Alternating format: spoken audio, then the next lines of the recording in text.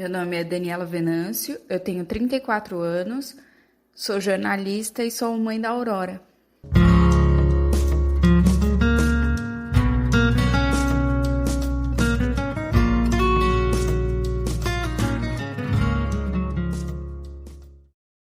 Eu engravidei durante o penúltimo semestre da faculdade, então foi uma gravidez um pouco corrida. Eu trabalhava, estudava, ainda tinha que cuidar da rotina de casa. É bem provável que eu tenha tido contato com o Zika vírus, porque eu estava no Recife, né, em 2015, e o meu marido teve sintomas de Zika vírus, então bem provável que eu tenha tido contato. Se ele estava exposto ao mosquito, eu também deveria estar, né? Provavelmente eu estava.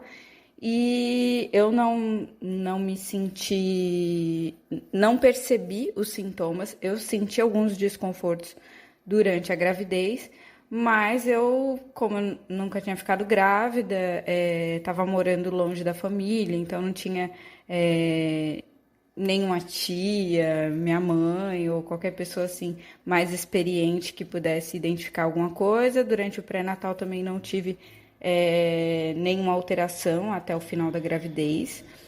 E, e foi isso. Acho que por conta da correria, do dia a dia, eu não senti, mas o meu marido teve sintomas de Zika vírus, né? Sintoma de dengue. A gente foi no hospital e aí ele foi diagnosticado com dengue. O médico até chegou a comentar, ele falou: olha, tá circulando um vírus novo na Bahia chamado Zika.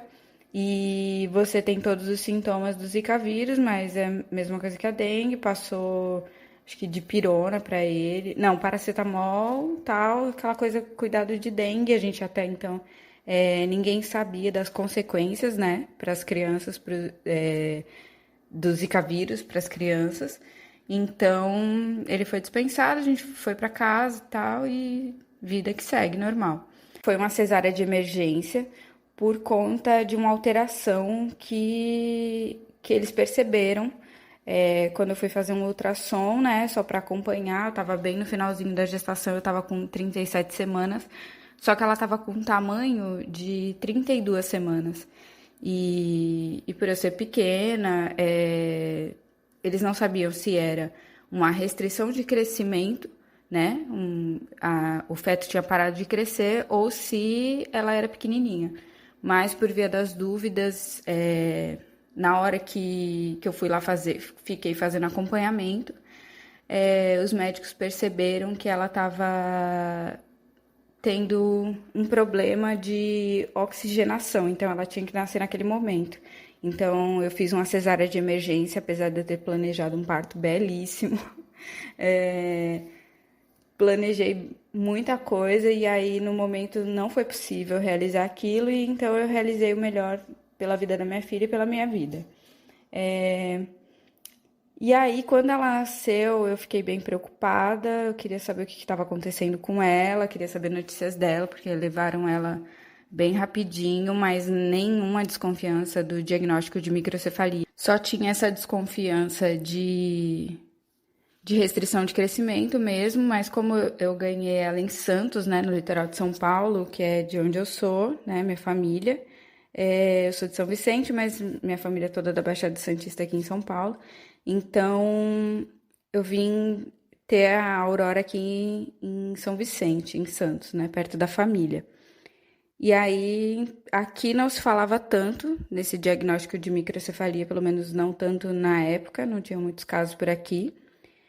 E até hoje eu conheço 12 crianças ao todo, com microcefalia, com suspeita, né, de ser relacionado ao Zika vírus. Então, na verdade, eles socorreram mais por conta da restrição de crescimento, por conta da falta de oxigenação e não do diagnóstico em si. A gente recebeu o diagnóstico quando ela já estava com 3 meses. Aí sim, a gente já tinha voltado para o Recife, a gente estava fazendo um acompanhamento por conta dessa falta de oxigenação que ela teve. Ela ficou na UTI. Depois de 2 dias que a gente veio para casa, a gente voltou para o hospital correndo com ela. Ela não tinha mamado direito durante a noite. E aí a gente Foi para UTI com ela, né? Ela teve uma parada cardiorrespiratória de 5 minutos. E aí foi bem difícil mesmo, porque ali eu me deparei com uma limitação que era dela, mas que os médicos não souberam, o que estava acontecendo. Hoje eu acredito que ela já tinha um problema de deglutição, né? Um problema na sucção dela para mamar. Então eu achei que ela estava mamando a noite toda, né? Queria muito amamentar ela, fazer uma amamentação exclusiva no peito. E aí eles não me deram nenhuma orientação, né? Só que era para ela mamar quando ela quisesse, quando ela chorasse e tal. Então eu fui dando de mamar para ela a noite toda e ela não sugava direito. Eles não perceberam isso. E aí ela teve uma parada cardiorrespiratória, teve que ser reanimada e ela já chegou lutando pela vidinha dela e ficou ao todo 16 dias no hospital. E quando a gente saiu, eu já era muito mais mãe do que quando ela nasceu. Lá eu conheci um monte de mães, as mães da UTI neonatal, que são pessoas assim que realmente me ajudaram muito, tanto pela experiência de algumas de já terem outros filhos, né, e me acolherem e me ensinar várias coisas, sobre a maternidade, sobre a vida, quanto pelos cuidados, né, que eu fui valorizando cada vez mais a vida dela e tinha que conviver com várias dificuldades e ali eu acho que a minha esperança brotou bem grande, assim. É, eu decretei ali para mim mesma, eu pedi para Deus e eu falei comigo mesma de que que eu só sairia dali com a minha filha nos braços. E foi o que aconteceu. 16 dias depois nós saímos e deu tudo certo. Eu me lembro, sim, no final da minha gestação, o governo falando para a gente não engravidar, para as mulheres não engravidarem e tal. E depois que a Aurora nasceu também, foi bem noticiado na época. Em 2015 só se falava, né, finalzinho de 2015 para começo de 2016 só se falava em Zika vírus, microcefalia e impeachment. Era só isso que acontecia, que se passava no jornal. E então teve sim uma cobertura bem grande depois, né, assim, da minha filha ter nascido. Nunca tinha ouvido falar em microcefalia. Os primeiros meses de vida dela, por conta dessa parada cardiorrespiratória, a gente teve que fazer um acompanhamento com ela bem rigoroso. Então, a gente foi na pediatra muitas vezes, a gente foi em neurologista. E aí, quando a gente voltou para o Recife, é que a gente teve um diagnóstico. A gente já estava com uma suspeita quando a gente estava morando aqui em São Paulo. E aí, quando a gente voltou para Pernambuco, a gente voltou para nossa casa no Recife para tentar voltar à vida ao normal, né? Aí a gente foi numa neurologista, mãe de uma amiga minha, e aí ela, por ter muito contato com muitos casos de bebês com microcefalia, né? Ela trabalhando no hospital público no Recife, né? E ali ela me fechou o diagnóstico e falou, aí encaminhou a gente para fazer um atomo. A gente fez e constatou mesmo que a microcefalia dela era por conta do Zika vírus, tinha todas as características, né? Os ventrículos dilatados, as lesões calcificadas, tudo bem bem característico do Zika vírus. Fiquei bem preocupada no começo, fiquei bem chocada mesmo com a realidade dos hospitais públicos, porque quando ela nasceu a gente fez um plano de saúde para ela e os primeiros atendimentos, né, foram pelo plano e quando ela nasceu no Hospital Público de Santos, que é uma cidade que tem uma infraestrutura pública relativamente boa. Mas quando a gente foi para Pernambuco, a tomografia a gente fez no hospital público, no Hospital da Restauração. E o diagnóstico também foi fechado lá, em parte, né? Eu fiquei assim bem chocada com a forma como foi. É, Me senti bem triste, porque foi de uma forma assim, não foi nada delicado, não foi nada conversado. A gente já tinha uma suspeita, mas como mãe eu não queria, né, que ela tivesse uma deficiência tão grave, porque a gente começou a ver pela TV e a pouca informação que a gente tinha de que não seria não teria esperança de uma vida boa, né? De um prognóstico bom. E aí, quando a gente voltou para Pernambuco, que a gente começou a fazer esses atendimentos no Hospital da Restauração, apesar de ser muito grata aos profissionais que nos atenderam, a demanda é muito grande, é muita gente, é gente do estado inteiro, que vem do interior, que passa a noite lá esperando a consulta. Então, é muito lotado, é super lotado. Apesar das profissionais serem maravilhosas, assim, eu ter me sentido bem durante as consultas, né? Eu tive que fazer atendimento com gastroenterologista, né? Que era para ver a questão da deglutição dela, de refluxo. Ela chorava muito, muito, muito mesmo. E aí eu achava que era tudo normal, né? Porque eu não tinha tido outra filha, a Aurora é minha primeira filha e única, né, por enquanto. E, e aí eu não tinha noção. Então, assim, foi um pouco sofrida essa realidade bem chocante do atendimento em hospitais públicos. E aí, quando eu percebi quantos atendimentos a gente ia ter que fazer e o tamanho da necessidade que a Aurora tinha por atendimentos dos mais diversos, de fisioterapia, fono, pediatra, neurologista, e depois de ter passado algumas emergências com ela, em menos de um mês, a gente voltou a morar em São Paulo, a gente voltou a morar em São Vicente, né, no litoral paulista, por conta do atendimento, né? Eu comecei a procurar fono, físio para ela no Recife, procurei atendimento da ACD, procurei de várias fundações e institutos, só que acredito que nem que o sistema público brasileiro de saúde não está preparado para nenhuma grande alta na demanda, né? Acredito que a gente ainda tem problemas bem graves nessa área, né? E, e aí a gente optou por voltar para ficar mais perto da família, porque foi um momento bem difícil também, o momento do diagnóstico, a gente realmente precisava de amparo e quando a gente ligou para falar sobre o diagnóstico dela, a gente recebeu muito apoio e a gente precisava ser acolhido, sabe?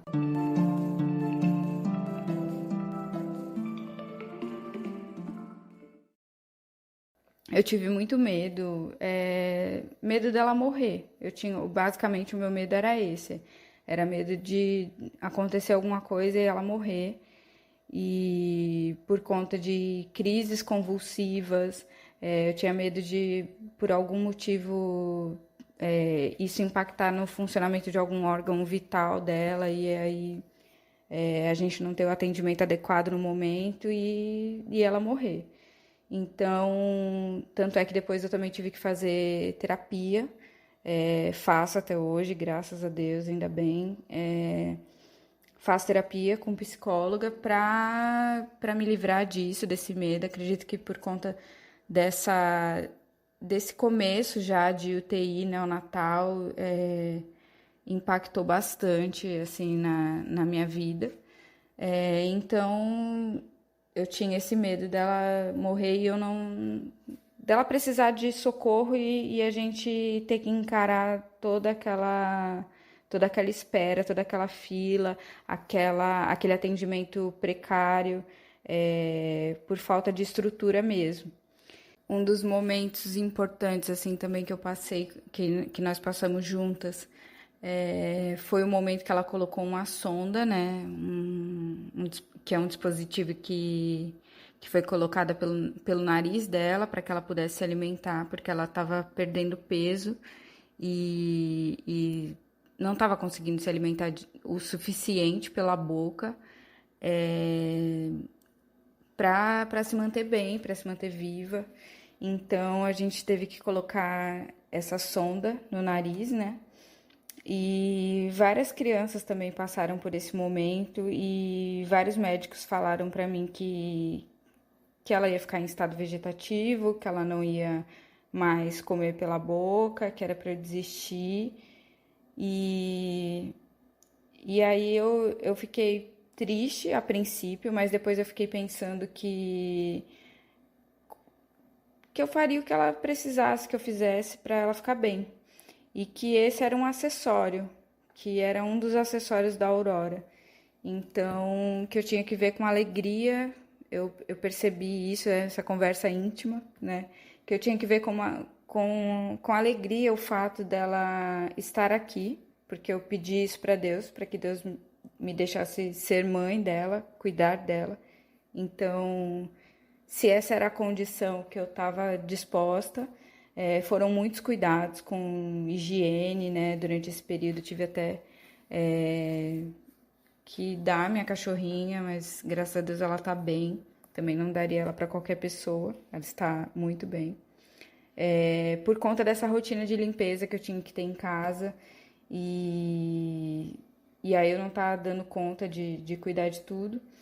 E a prioridade, desde que a Aurora chegou, é a vida da Aurora. Então, cuidei muito bem e não desisti de alimentar ela pela boca e consegui vou reverter, né, esse quadro de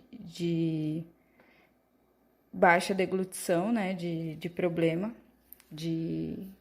para comer. Então, consegui, a gente tirou a sonda, hoje a Aurora não usa mais sonda. Se tiver que voltar também, eu vou encarar, mas eu fico muito feliz de ver ela se alimentando normalmente pela boca, né? Hoje a gente tem uma rotina muito boa, em alguns momentos ela dorme mais tarde, dá uma desregulada no sono, né? Acredito que por conta dos problemas neurológicos que ela tem, né? Ela tem a síndrome congênita do Zika vírus. Então, a medicina ainda está estudando quais são as consequências do Zika vírus na saúde das crianças, né? Quais são as consequências na vida das crianças. E aí são muitas. Então, eles estão ainda fechando um conjunto de características em comum que as crianças têm, mas já estabeleceram que é uma nova síndrome, a síndrome congênita do Zika vírus. Então, muitas crianças têm problema de audição, têm problema de visão, problema para comer. Então, são várias características, inclusive a epilepsia de difícil controle que a Aurora tem. A gente controla com medicamentos específicos de alto custo, então cada caixa de remédio custa em média R$ 300, né? E por mês ela usa mais ou menos umas 4 caixas. A gente consegue pegar gratuitamente, né? A gente ganha, né, gratuitamente esse remédio. É mais caro, tem um outro e outros dois que ela toma para controlar esse quadro de epilepsia de difícil controle. Então, e apesar desses medicamentos, a gente tem uma vida legal, ela é muito feliz. Eu sou muito feliz e muito grata de ter a minha filha. Eu acredito que a gente teve vários momentos importantes na nossa vida em família, né, juntinhas. Acho que quando ela saiu da UTI foi uma grande vitória e ali eu já estava bem mais fortalecida mas eu achei que aquele momento já tinha terminado o nosso ciclo de hospital e de UTI, de preocupações hospitalares. Achei que ali tinha sido um momento que tinha ficado para trás, essa rotina médica. Apesar de cuidar, né, dela como ainda, se ela ainda estivesse na UTI depois que a gente chegou em casa. Acredito que ali foi um momento bem importante, assim, que eu fiquei muito feliz, muito grata a Deus.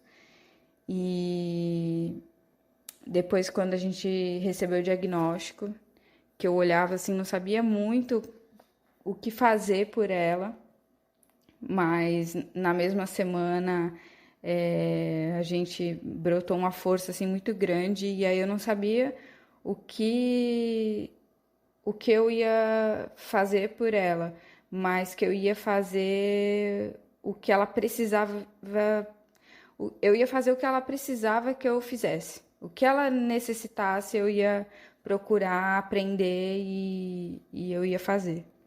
Então, ali também foi um momento muito importante, assim, quando eu me fortaleci como mãe e peguei um voo com ela sozinha, porque meu marido teve que fechar o apartamento, entregar, mandar as coisas da mudança, então eu tive que vir primeiro. Então, ali foi um momento bem que eu me senti muito forte. Coloquei a Aurora na escola esse ano, né? Consegui uma vaga para ela na escola. Consegui também que ela fosse, que tivesse uma van, né? Um transporte para ela. Mas veio a pandemia, né? E ela tinha também tutora, né? Uma pessoa que ficava só com ela na classe. E já é uma pessoa que acompanha ela desde a creche, porque eu tento fazer com que a Aurora tenha todas as experiências que qualquer criança tem e precisa ter, né? As experiências que qualquer criança precisa ter para se desenvolver. Então, eu faço os atendimentos, cuido muito disso, do acompanhamento que ela precisa ter com o neurologista, com o pediatra, com os especialistas, endocrinologista, oftalmo, mas também faço questão de proporcionar para ela uma infância feliz, saudável, como qualquer criança merece ter. Então, acho que a escola proporciona muito isso para ela. Ela tem amigos e ela ama os amigos dela. Eu falo o nome dos amigos dela e ela abre um sorriso enorme. Eu falo o nome da professora dela, ela abre um sorriso. Da tutora, ela gosta de toda a experiência. Eu percebo que ela gosta de toda a experiência da escola. Então, acho importante para ela. E através de garantir esses direitos para ela, de conhecer mais sobre como é incluir uma pessoa com deficiência na sociedade, através de tudo isso eu vou trilhando esse caminho de maternidade atípica e também de desenvolvimento pessoal, né? Cada dia não desisto de nenhum dos sonhos que eu tenho. Eu peço a Deus para que Ele me oriente, para que eu consiga ser uma mãe melhor, sempre. A mãe que ela precisa que eu seja. Eu sempre peço isso em oração. E para o meu futuro profissional eu não desisto, eu ainda tenho os meus sonhos, os meus projetos. Quero voltar para o mercado de trabalho. Quero empreender, quero um montão de coisa ainda, quero aprender idiomas e tô aí, tentando, cuidando da casa. Eu não voltei para o mercado de trabalho, porque realmente a nossa rotina inclui vários cuidados, então, por enquanto, só meu marido trabalha. Eu continuo estudando, faço cursos à distância, né? Online. Essa pandemia me proporcionou fazer vários cursos e, e é isso, eu continuo estudando e pretendo me recolocar no mercado de trabalho assim que possível, assim que passar essa pandemia. Depois desse coronavírus, eu acho que o que vai ser estabelecido é uma nova realidade. Então, quando a gente voltar para essa nova realidade, a gente vai ver quais são os desafios que a gente vai ter que superar para ter uma vida boa E tenho certeza que a gente vai ser bem feliz como a gente já é hoje. E eu vou lutar pela felicidade dela sempre. Tiveram vários momentos importantes, ela é muito importante, a vida dela toda para mim é muito importante, ela me ensina muita coisa. Todo santo dia eu aprendo mais, eu fico mais grata à vida, eu fico mais grata a Deus, eu conheço pessoas em diferentes circunstâncias e eu acho isso maravilhoso. Eu passei a valorizar muito mais qualquer vida. E o sonho que eu tenho e a perspectiva que eu tenho para o futuro dela é que ela continue sendo essa menina feliz, que ilumina a nossa vida, a nossa casa, e onde ela chega, ela é querida, ela é simpática, ela tem a personalidade dela, ela é muito engraçada. E ela é o amor da minha vida.